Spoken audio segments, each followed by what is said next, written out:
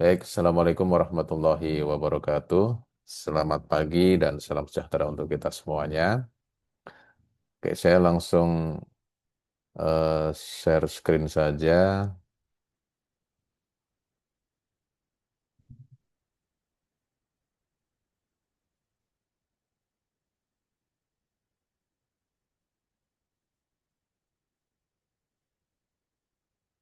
Oke, saya ingin cepat saja ya kuliahnya ini, sekedar untuk menyamakan materinya dengan kelas yang lain. Baik di kuliah ke 13 ini, untuk mata kuliah Hukum Administrasi Negara, saya akan sampaikan materi tentang birokrasi dan kebijakan publik. Nanti beberapa tidak saya terangkan utuh, tapi langsung saya loncat saja karena saya anggap beberapa hal mungkin bisa dibaca sendiri ya. Nah, hari ini kita akan membahas birokrasi dan kebijakan publik.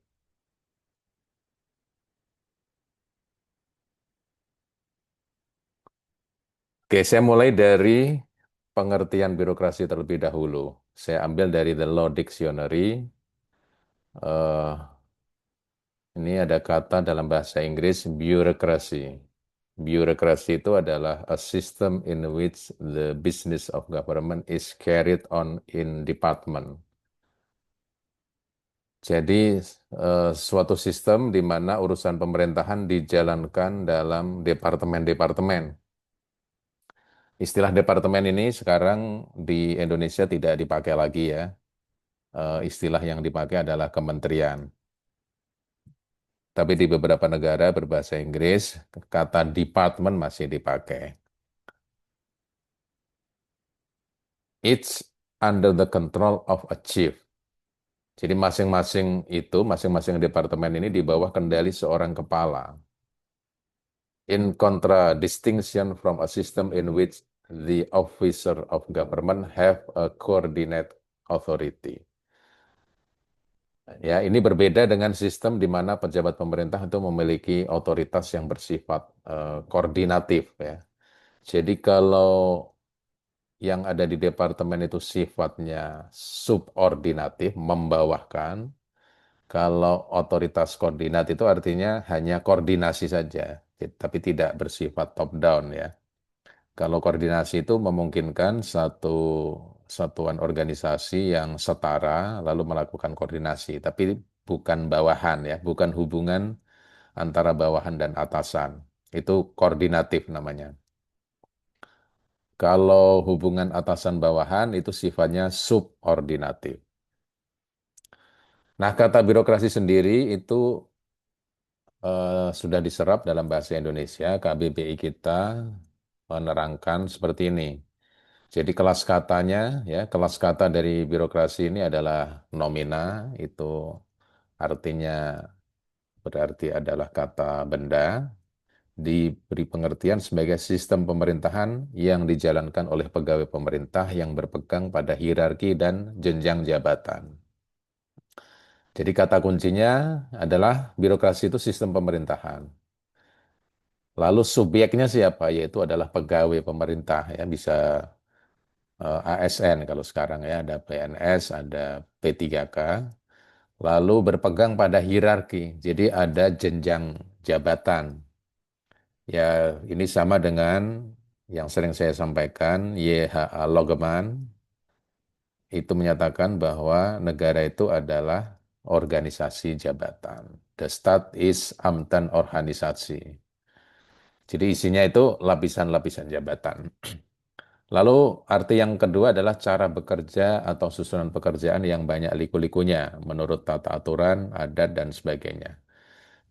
Kalau arti yang kedua itu cara bekerjanya, metode bekerja, ya, atau susunan pekerjaan yang banyak liku-likunya. Makanya orang biasa menyatakan, wah ini terlalu birokratis.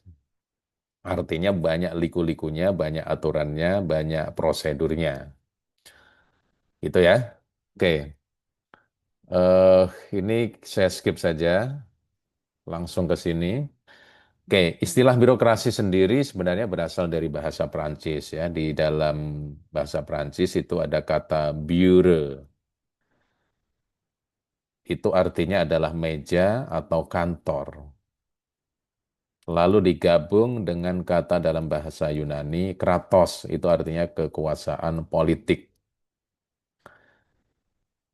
Jadi dengan demikian, birokrasi itu sebenarnya suatu kiasan ya, atau alegori atau majas, yaitu kekuasaan oleh biro, kekuasaan oleh meja atau kantor, artinya kekuasaan oleh birokrasi. Itu nah, istilah ini diperkenalkan oleh ekonom Prancis ya, namanya Jacques-Claude Marie Vincent de Gournay. Kemudian diberi arti bahwa birokrasi ini adalah alat kekuasaan bagi yang menguasainya, di mana para pejabatnya secara bersama-sama berkepentingan dalam kontinuitasnya. Jadi gini, birokrasi itu kalau dikuasai oleh penguasa tertentu, maka dia menjadi alat. Kan nggak mungkin ya eh, kepala dari sebuah negara mengerjakan sendiri tugas-tugas kenegaraannya. Pasti butuh alat. Nah, alat itu yang disebut dengan birokrasi.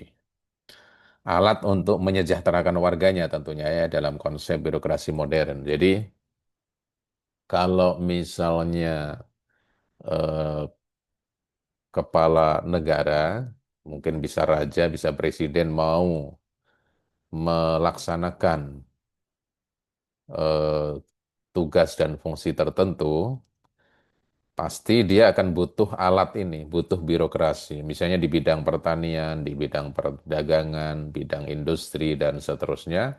Ya butuh alat-alat negara yang bernama birokrasi. Jadi birokrasi dalam pengertian ini berarti adalah pelayanan yang diberikan oleh pemerintah dari meja ke meja. Jadi isinya itu ya pelayanan ya dari satu kantor ke kantor yang lain. Oke.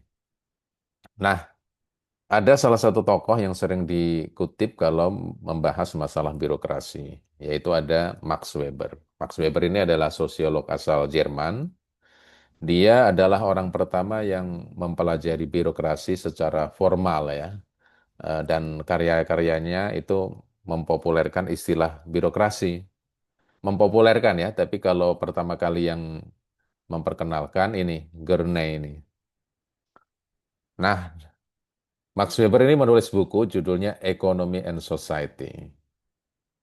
Ya, juga eh, dia menyinggung, ya Weber ini menyinggung tentang birokrasi, di mana birokrasi itu digambarkan sebagai eh, organisasi yang memiliki bentuk tipikal ideal dari administrasi publik, pemerintahan, dan bisnis. Artinya gini, di dalam buku ini Max Weber itu menggarisbawahi bahwa ada bentuk tipikal dari sebuah birokrasi yang ideal, gitu.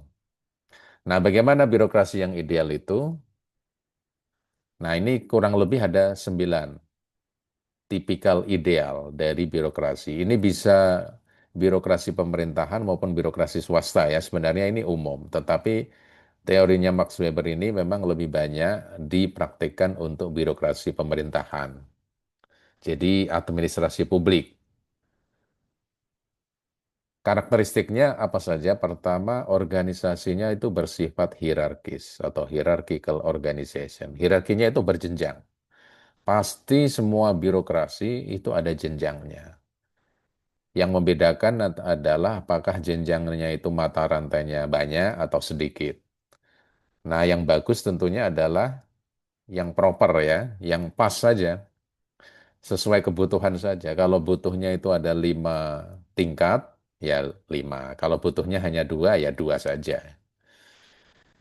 Atau kalau butuhnya tidak perlu membuat organisasi lagi, ya nggak usah dibuat, gitu ya. Yang kedua ada garis otoritas formal. Ada rantai komando atau formal line of authority atau chain of command. Jadi ada rantai komando, artinya Birokrasi modern itu dijalankan atas dasar komando dari yang atas kepada yang di bawah. Jadi misalnya kalau pemerintah pusat mencanangkan sebuah kebijakan tertentu, ya maka berdasarkan rantai komando ini, chain of command ya harus diikuti oleh organisasi yang ada di bawahnya. Ketiga adalah area aktivitas tetap atau a fixed area of activity. Area yang merupakan wilayah aktivitas dari birokrasi itu sifatnya tetap.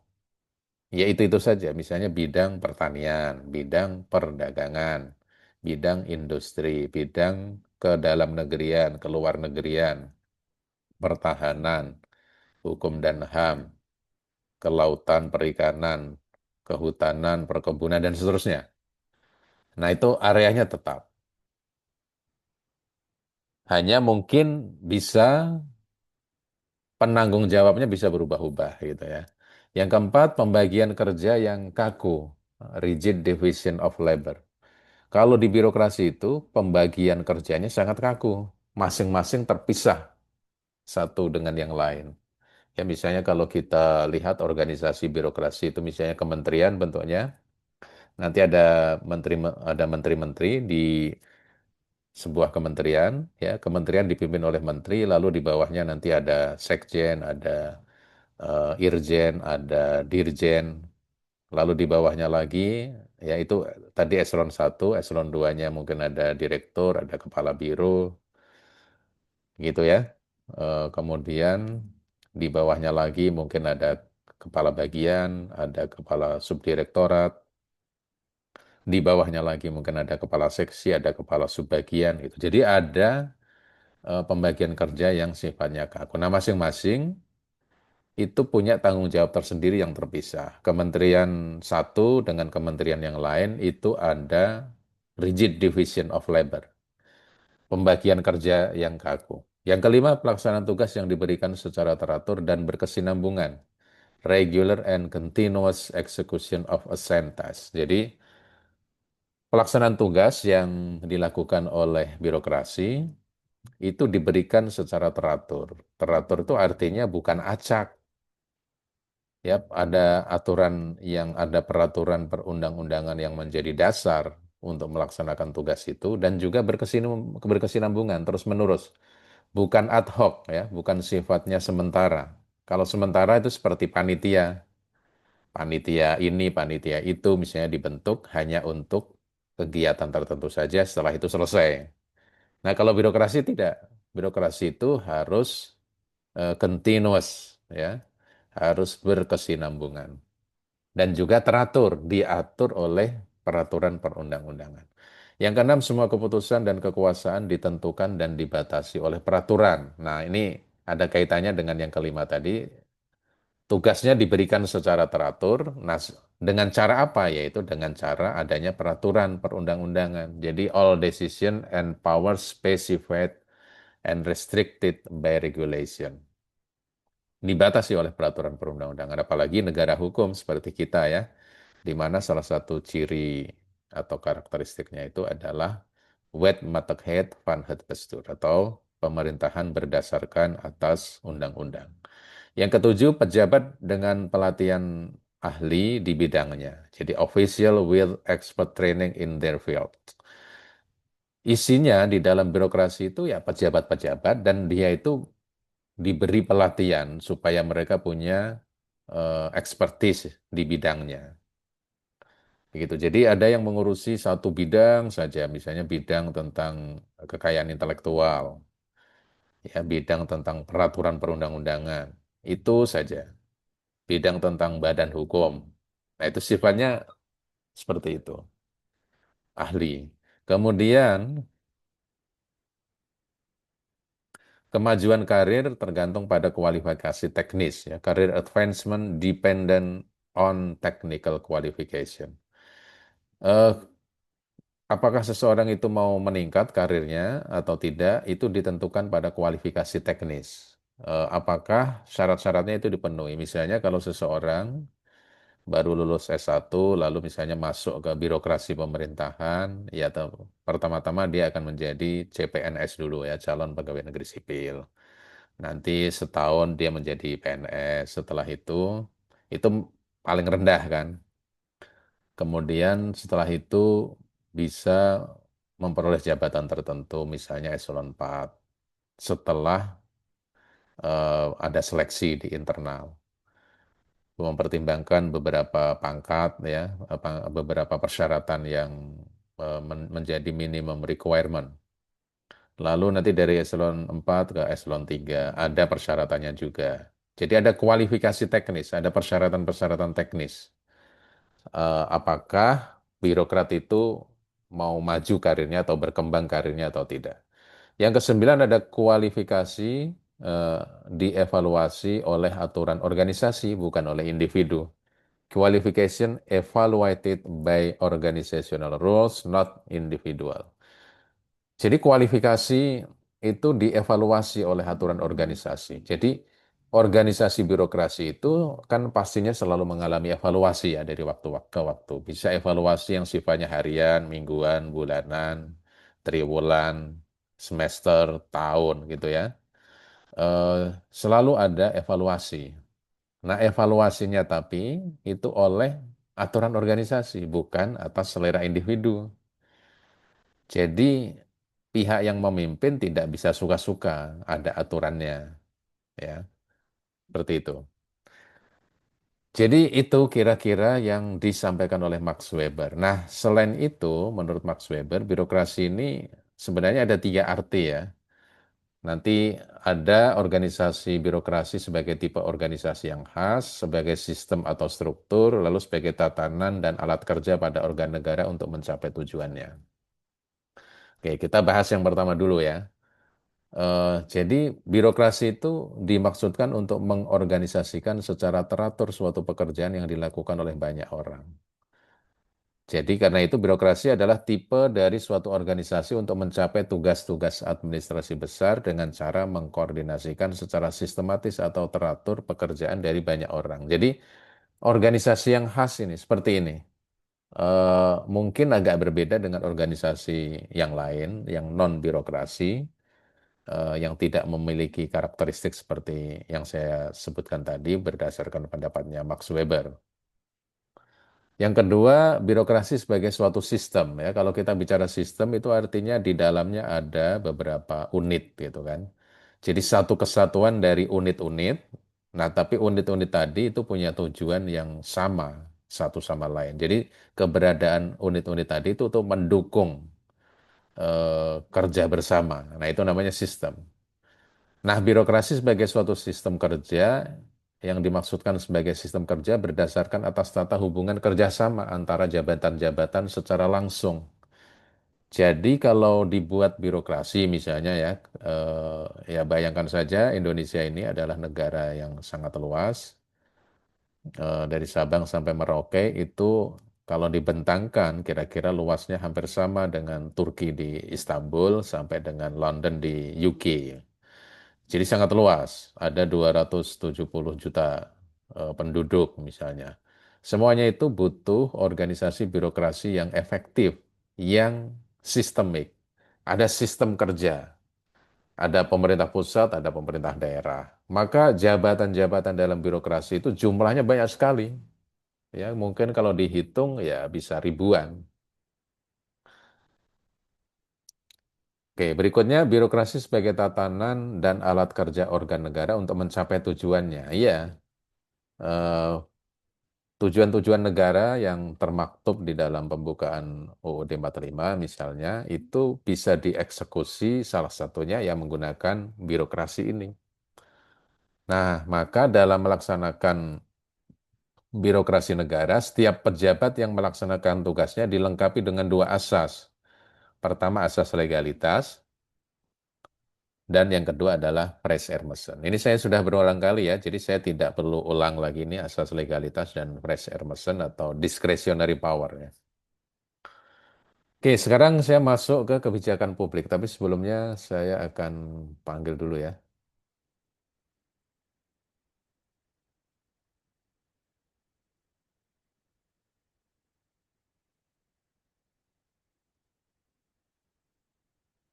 Kalau ada pertanyaan, disilahkan ya.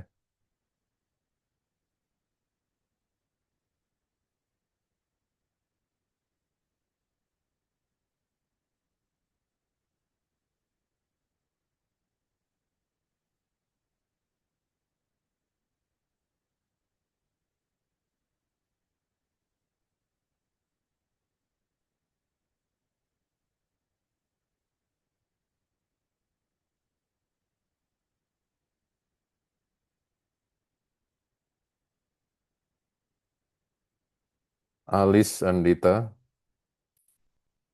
Hadir, Alif, Pak. Alifatur Rahman, Alifatur Rahman, Ananda Putri Dewi, Hadir, Pak. Andika Hartian, Hadir Pak. Akila Hifzil, Hadir Pak. Ashraf Al-Zahabi, Hadir Pak. Audirut Mutiara, Hadir, Pak. Aura Prameswari, Suari. Hadir, Pak. Belina Sasika, Belina, Khairunisa Aulia, Khairunisa Aulia, Danti Resner, Bapak Karisa hadir, Pak. Karisa, oke, Danti Resner, Hadir, Pak. Elizabeth Hana, Elizabeth, Reza Bapak Haidir. si Elizabeth Mika lagi trouble Pak, jadi dia absennya via WhatsApp, via Ta- WhatsApp, via chat Zoom. Tapi dia hadir. Hadir Pak, itu dia udah Oke. kirim chat. Reza Haidir, Hadir Pak. Farah Tiara, Para Tiara sinyalnya hilang Pak. ya oke. Keisha Anda Yulasri, Hadir, Pak. Ibrahim Saleh, Ibrahim Saleh, Ilham Liraja, Ilham Liraja, Imade Cinta, Hadir, Bapak. Kala Azahra, Hadir, Pak. Kaila Mahia, Hadir Bapak. Marsha Isnaini, Hadir, Pak. Muhammad Faisal, Hadir Pak. Muhammad Fajar, Hadir Pak. Muhammad Rafi, Muhammad Rafi, Muhammad Rafli,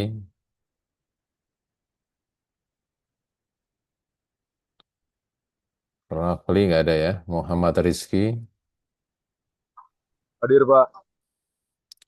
Nabila Fahlisa, Hadir Pak. Nadia Zaharani, Hadir Pak. Najwa Azahra,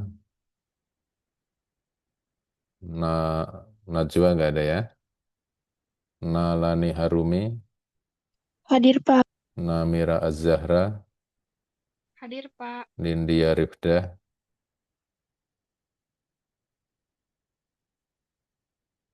Nindya Rifdah, Maaf Pak, Najwa udah dipanggil belum ya? Tadi nge-lag. Najwa, ya, Saya kamu, hadir Pak. oke. Tadi Zoom-nya berhenti. Nindya, Rahma Aulia, Hadir Pak. Rana Saifullah, Hadir Bapak Rana Saiful.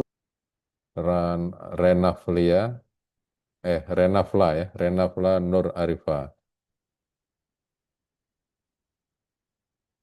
nggak ada. Sabrina, Sabrina Aulia, Sekar Melati, Hadir, Pak. Senja Fatih, Hadir Pak. Safira Putri, Hadir Pak. Sahrani Ramadhani, Hadir Pak.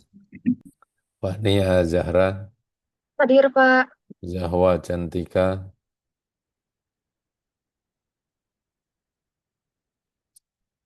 Zakia Zaharani,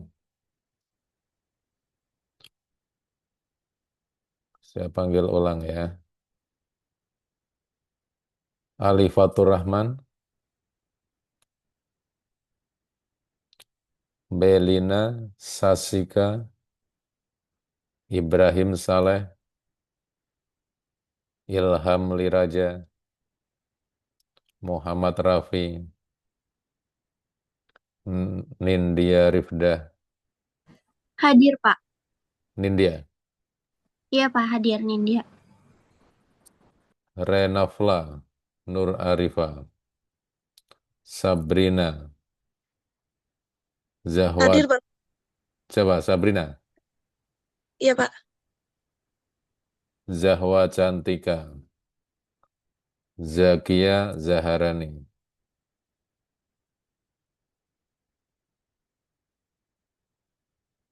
Oke ya, nanti kalau ada yang merasa hadir tapi eh, mungkin ada gangguan sinyal koneksi internetnya, silahkan aja di Japri. Gitu ya. Oke, kita lanjutkan materi kita.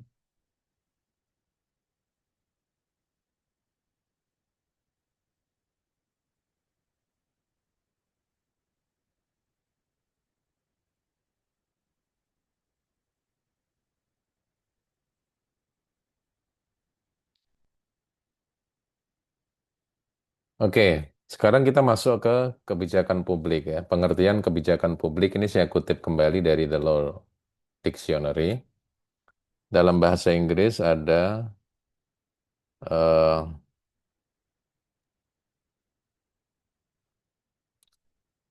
istilah public policy, kebijakan publik. The policies that have been declared by the state that cover the state citizen.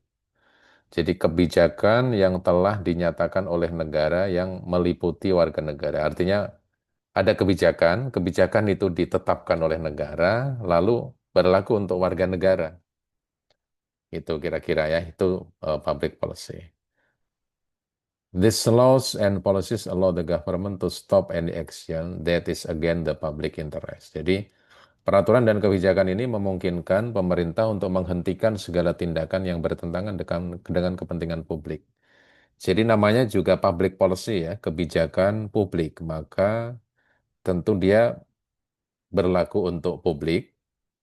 Kemudian tindakan-tindakan kebijakan publik itu diambil untuk menghentikan hal yang bertentangan dengan kepentingan publik. Gitu ya, paham ya? Jadi misalnya gini, kalau kita mengalami krisis air bersih, lalu pemerintah membuat kebijakan, ya, kebijakan publik, misalnya daerah-daerah tertentu tidak boleh dieksploitasi untuk apa namanya air tanah itu, gitu. Jadi itu namanya adalah kebijakan publik yang digunakan untuk menghentikan tindakan yang bertentangan dengan kebijakan publik. Atau misalnya kalau ada, sebentar ya saya pindah tempat dulu.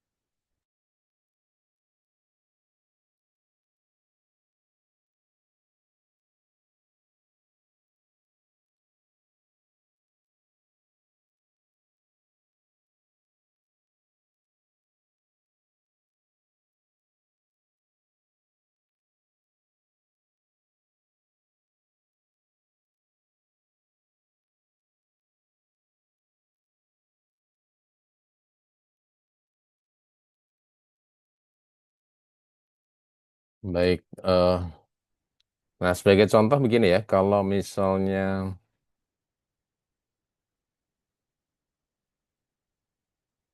ada penambangan pasir liar, ya, ada penambangan pasir Lalu akibat dari penambangan pasir tadi adalah terjadi krisis lingkungan di sebuah tempat.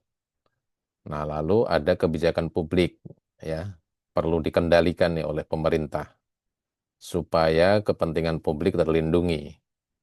Nah, itu disitulah kebijakan publik dipentingkan atau diperlukan. There may not be a specific policy that an action warrant to, but if it is not deemed good for the public, it will be quashed. Jadi, mungkin tidak ada kebijakan khusus yang menjamin suatu tindakan, tetapi jika itu dianggap tidak baik untuk publik, itu akan dibatalkan. Jadi gini ya, karena itu kita sering melihat adanya kebijakan publik yang berubah. Sepanjang itu memang dibutuhkan dan harus diatur waktunya dengan baik, maka biasanya yaitu didukung oleh warga masyarakat, gitu ya. Jadi eh, kalau itu dianggap tidak baik oleh publik, ya negara melalui kebijakan publiknya itu eh, apa namanya, eh, walaupun misalnya atau kalau misalnya itu memang ditujukan untuk melindungi publik dari hal-hal yang merugikan, maka itu eh, dilakukan. Tapi kalau kemudian misalnya itu merugikan publik, ya dibatalkan kebijakan itu ya. Misalnya banyak ya kebijakan publik yang diterbitkan oleh pemerintah. Dulu misalnya ada ujian nasional ya, UN. Lalu karena alasan tertentu dicabut oleh pemerintah berikutnya. Yaitu hal yang wajar sebenarnya. Setiap eh, pemerintahan itu punya preferensi terhadap apa yang akan dilakukan dan apa yang tidak. Oke, dalam KBBI kita mengenal ada istilah bijak, kebijakan, ya, lalu kebijakan publik ini frasa tersendiri, yaitu keputusan yang dibuat oleh pemerintah atau pejabat publik yang ditujukan kepada masyarakat luas. Ya, seperti itu aja ya. Oke, kita langsung masuk ke sini saja. Nah, ada 10 kelompok kebijakan publik. Saya akan jelaskan satu persatu. Pertama, kebijakan publik sebagai suatu bidang kegiatan tertentu. Ya, pasti kebijakan publik eh, biasanya misalnya mengambil satu bidang tertentu. Nah, kebijakan publik ini banyak ya aspeknya. Bisa dengan cara membentuk peraturan perundang-undangan atau menerbitkan yang sifatnya reheling ya. Atau ada yang sifatnya base checking, yaitu penetapan administratif itu juga. Atau bisa Beleitsrecht, peraturan kebijakan, menerbitkan pengumuman, menerbitkan eh, nota dinas, menerbitkan pengumuman daring misalnya. Misalnya seperti Direktorat Jenderal Pajak mengumumkan misalnya penggunaan Cortex melalui media sosial. Nah, itu bagian dari kebijakan publik juga. Yang kedua, kebijakan publik sebagai suatu pernyataan mengenai tujuan umum atau keadaan tertentu yang dikehendaki. Jadi, eh, bisa statement-statement eh, tertentu gitu ya. Atau misalnya pemerintah melalui juru bicaranya misalnya ya, ditunjuk lalu menyampaikan beberapa hal yang sifatnya merupakan informasi kepada pemerintah. Nah, itu juga kebijakan publik dalam pengertian luas. Yang ketiga, kebijakan publik sebagai usulan-usulan khusus. Ya, misalnya pemerintah sedang mempertimbangkan untuk melakukan kegiatan tertentu, gitu ya. Eh, Nah, itu usulan-usulan. Misalnya kalau sekarang ini musim haji kan ya, sekarang ini. Lalu ada komplain-komplain, lalu pemerintah akan atau pihak-pihak tertentu yang mewakili pemerintah itu akan memperbaiki di masa-masa yang akan datang penyelenggaraan ibadah haji misalnya. Nah, itu sifatnya usulan kan, usulan untuk diperbaiki nantinya. Yang keempat, kebijakan publik sebagai suatu keputusan pemerintah ya memang diputuskan. Misalnya ada kebijakan efisiensi penggunaan anggaran pemerintah misalnya ya melalui Inpres. Nah, keputusan itu adalah kebijakan publik. Bentuknya adalah Beleitsrecht atau peraturan kebijakan, yaitu berupa Inpres tadi.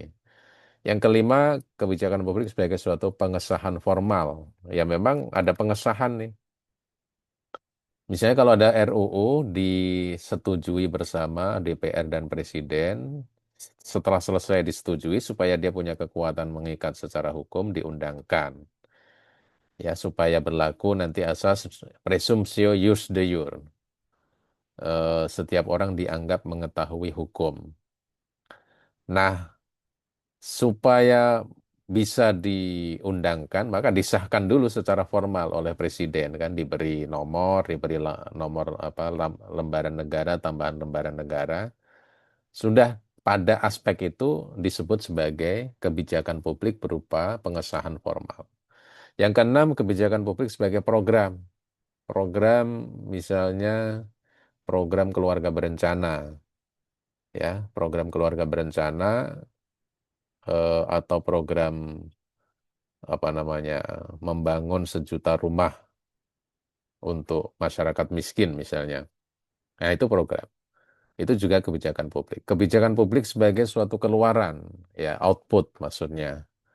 Eh, Misalnya kalau pemerintah itu mencanangkan apa namanya eh, belajar khusus ya untuk kejar paket, misalnya kejar paket A, kejar paket B, kejar paket C dan seterusnya. Dan contoh-contoh yang lain juga, itu apa keluarannya? Misalnya keluarannya masyarakat menjadi memiliki ijazah yang setara misalnya untuk pendidikan SD, SMP, SMA gitu misalnya. Lalu kebijakan publik sebagai hasil akhir. Kalau pemerintah mau menghubungkan satu desa dengan desa yang lain karena terpisah oleh sungai misalnya, lalu dibangun jembatan, ya hasil akhirnya apa? Hasil akhirnya misalnya terhubungnya 2 desa tadi, yaitu kebijakan publik juga. Kebijakan publik sebagai sebuah teori atau model. Eh, Pemerintah tertentu itu bisa membuat suatu kebijakan yang akhirnya kebijakan itu kalau bagus, maka dia menjadi teori atau contoh atau model bagi pemerintah yang lain. Itu. Nah, kita lihat ya, biasanya beberapa Pemda atau Pemprov itu kan saling apa namanya meniru satu sama lain ya, yang bagus-bagus ditiru. Maka ada studi banding biasanya tuh nanti misalnya dinas kesehatan dari Kabupaten A studi banding ke dinas kesehatan Kabupaten B. Nanti mereka saling membandingkan tantangannya masing-masing apa, keberhasilannya masing-masing apa. Nah, lalu bisa saling belajar satu sama lain. Nah, itu bagian dari kebijakan publik juga. Lalu kebijakan publik sebagai proses eh, yang namanya kegiatan-kegiatan pemerintahan itu tidak jarang ya eh, harus melalui fase-fase tertentu. Tidak bisa langsung sekali jadi. Dia butuh proses.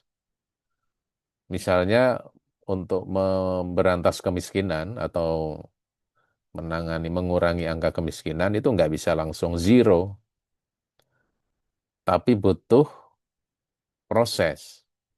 Nah, proses-proses penanganan kemiskinan seperti itu, yaitu bagian dari kebijakan publik sebagai proses. Gitu ya.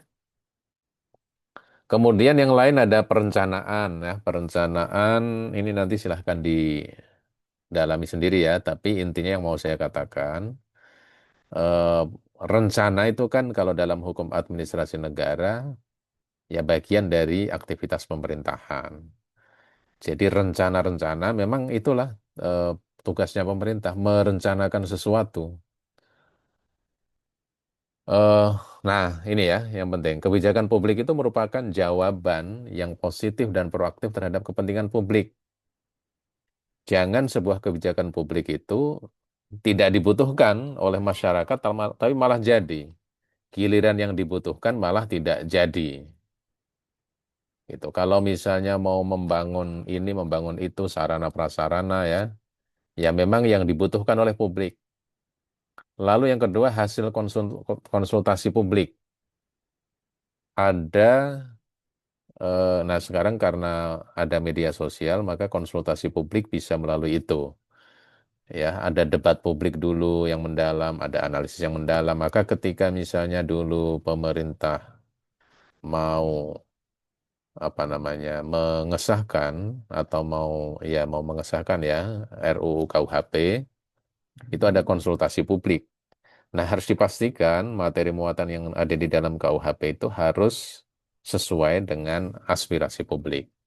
Yang ketiga, hasil dari manajemen partisipatif yang tetap membuka diri terhadap masukan dan input. Jadi ada manajemen partisipatif.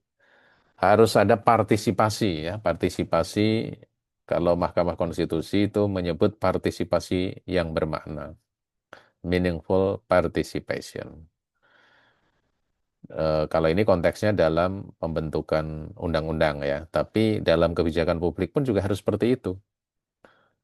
Harus ada partisipasi yang bermakna. Kalau Mahkamah Konstitusi menyebut partisipasi yang bermakna itu ada tiga, yaitu right to be heard, hak untuk didengar suara masyarakat, lalu right to be considered, hak untuk dipertimbangkan suara masyarakat tadi atau pendapat masyarakat, dan yang ketiga adalah right to be explained, hak untuk dijelaskan apakah pendapat masyarakat atau masukan dari masyarakat tadi itu diterima atau tidak. Kalau diterima, ya kenapa? Kalau tidak diterima, apa alasannya? Yang keempat, rencana kebijakan ya, itu harus mudah dipahami, mudah dilakukan, mudah dievaluasi. Jadi harus ada kemudahan. Eh, Jangan membuat kebijakan publik yang rumit, yang tidak bisa dipahami, sulit diimplementasikan. Nah, itu bukan kebijakan publik yang baik. Nah, contohnya misalnya gini ya, sekarang banyak online services atau layanan-layanan daring yang dikelola oleh kantor-kantor pemerintahan. Tapi banyak juga yang mungkin susah dioperasionalkan, misalnya membangun aplikasi, tapi aplikasinya rumit atau aplikasinya itu tidak user friendly, tidak ramah terhadap pengguna, atau sering kali down, ya, sering kali tidak aktif atau sedang ada dalam perawatan begitu. Nah, itu tidak bagus itu kebijakan yang seperti itu. Atau kalau trafficnya lagi padat-padatnya lalu eh, mengalami crash misalnya ya. Nah, itu tidak bagus. Ya misalnya sebagai contoh, misalnya beberapa waktu yang lalu kan ada atau misalnya kalau hal yang penting ya, sepenting misalnya SNBT, UTBK SNBT misalnya. Hal sepenting itu harus diantisipasi, jangan sampai sistemnya terjadi crash atau sistemnya down ya, maka harus diantisipasi. Yang kelima, produk pemikiran yang panjang yang telah mempertimbangkan berbagai hal. Jadi harus dipertimbangkan berbagai macam hal itu sebelum keluar kebijakan publik, termasuk statement-statement ya. Jadi statement-statement pejabat publik itu bisa jadi kebijakan publik karena itu harus dipikirkan dampaknya. Harus yang dibicarakan itu jangan menimbulkan kontroversi. Lalu yang keenam, perencanaan yang bervisi ke depan. Jadi harus futuristik, harus antisipatif, mengantisipasi hal-hal ke depan. Makanya kan ada istilah ya dalam bahasa Prancis, gouverner c'est prévoir. Jadi memerintah itu berarti mengantisipasi masa depan atau mengantisipasi hal-hal yang akan terjadi. Jangan nunggu kejadian baru mikir apa solusinya gitu ya. Sebaiknya ada beberapa hal yang sudah bisa diperkirakan, yaitu dimitigasi. Nah, itulah pemerintah yang baik seperti itu. Kebijakan kebijakan publik yang baik seperti itu. Jadi gouverner c'est prévoir. Memerintah itu berarti memprediksi, mengantisipasi masa depan. Oke ya. Lalu untuk pelaksanaan kebijakan publik itu ada siapa yang menjalankan, lalu bentuknya apa, penanggung jawabnya siapa, ini saya skip saja. Nah, di dalam birokrasi itu ada hal yang sangat penting, yaitu adalah koordinasi. Ya, koordinasi itu dibutuhkan untuk sinkronisasi kebijakan. Nah, misalnya begini ya, kalau ada program atau proyek pemadanan antara nomor induk kependudukan atau NIK dengan nomor pokok wajib pajak atau NPWP, maka harus ada koordinasi itu antara Kementerian Dalam Negeri di satu sisi dan Kementerian Keuangan pada sisi yang lain. Nah, karena itu koordinasi mutlak harus harus dilaksanakan ya antara dua kementerian tadi. Nah, seringkali koordinasi ini hal yang sulit ya akibat adanya ego sektoral masing-masing dari kementerian atau lembaga KL. Nah, hal seperti ini seharusnya koordinasi itu ya sesuatu yang otomatis sebenarnya, tapi ternyata kadang-kadang tidak mudah. Ya, ini eh, pengertian dari koordinasi kalau di KBB itu perihal mengatur suatu organisasi atau kegiatan sehingga peraturan dan tindakan yang akan dilaksanakan tidak saling bertentangan atau simpang siur. Jadi harus sinkron. Ini dari Kamus Merriam-Webster. Kemudian ini ya, intinya koordinasi itu kerjasama dalam pelaksanaan wewenang yang bersifat mandiri, working together in the exertion of autonomous competencies. Oke, kemudian ada evaluasi. Ya, kalau setelah ada koordinasi dan seterusnya, ada perencanaan, ada koordinasi. Nah, perlu ada evaluasi berkala. Evaluasi itu bisa harian, bisa mingguan, bulanan, triwulan, semester, tahun misalnya ya. Dievaluasi apa yang sudah dilakukan, apa yang belum dilakukan, kenapa yang pekerjaan ini belum maksimal hasilnya, dicari solusinya, harus bagaimana ke depannya. Nah, begitu. Jadi ya ini standar dalam manajemen modern kan ada tiga itu ya, planning atau P, organizing, mengorganisasikan, actuating, melaksanakan, lalu yang keempat controlling, mengontrol. Mengontrol itu di dalamnya termasuk mengevaluasi ya. Jadi ada POAC, planning, organizing, actuating, dan controlling. Di dalam birokrasi pemerintahan juga seperti itu. Nah, instrumen yang digunakan untuk evaluasi kebijakan diantaranya ada empat ya, ada empat hal. Pertama ada input nih, masukan yang diperlukan. Misalnya dievaluasi SDM-nya, sumber daya manusia. Nah, biasanya kalau di instansi pemerintahan, ya SDM-nya itu ya pegawainya kan, eh, human resources-nya. Bisa juga sarana dan prasarana atau bahan pendukung.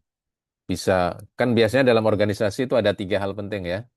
Ada man, money, material. Man and women tentunya ya, eh, manusia. Lalu ada uang atau anggaran, money. Lalu material ini, sarana dan prasarana, itu perlu dievaluasi. Lalu yang kedua, dievaluasi prosesnya. Bagaimana kebijakan publik diwujudkan dalam bentuk pelayanan publik. Misalnya apakah tepat sasaran atau tidak, tepat guna atau tidak. Misalnya gini ya, kalau pemerintah punya program namanya Kartu Indonesia Pintar Kuliah, KIPKA, maka dievaluasi itu apakah sudah tepat sasaran. Betul nggak itu data-datanya? Jangan-jangan orang itu sebenarnya mampu, tapi kok masih ikut nih program KIPKA, misalnya begitu. Atau tepat guna, apakah sudah efisien atau belum, gitu ya. Apakah sudah efektif atau belum. Yang ketiga, outputnya atau hasil dari pelaksanaan kebijakan. Misalnya kalau kita bicara KIPKA tadi, berapa banyak kelompok sasaran yang berhasil? Berapa besar kelompok sasaran yang terlibat? Nah, ini bisa menjadi bahan untuk evaluasi kebijakan publik. Lalu ini output ya. Jadi kalau output itu beda dengan outcome. Output itu adalah hasilnya. Kalau outcome itu dampak nyata dari sebuah kebijakan publik terhadap kelompok sasaran sesuai dengan tujuan kebijakan. Misalnya ada atau tidak perubahan pada target. Misalnya setelah orang itu menerima KIPKA, lalu dampaknya apa nih? Dampaknya karena mereka sudah memiliki akses pendidikan yang baik, ya maka sumber daya manusianya menjadi lebih baik kan.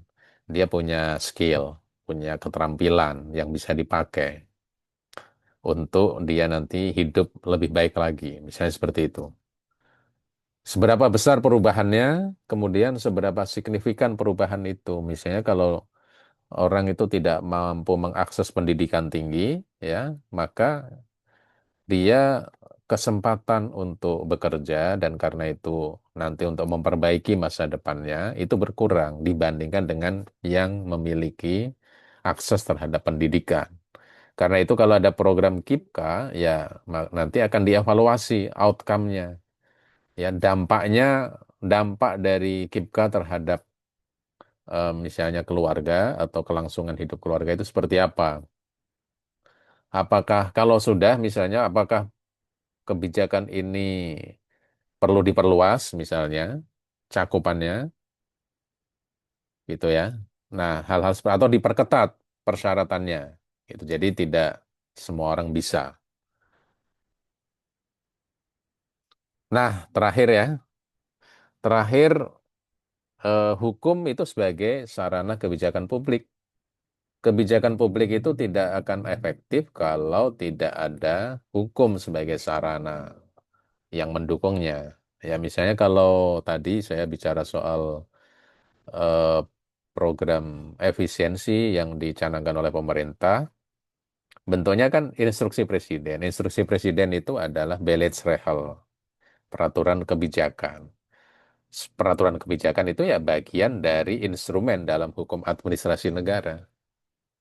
Nah, nanti kalau kebijakan pemerintah atau kebijakan publik itu bentuknya adalah undang-undang, undang-undang itu adalah produk hukum, maka hukum sebagai sarana kebijakan publik.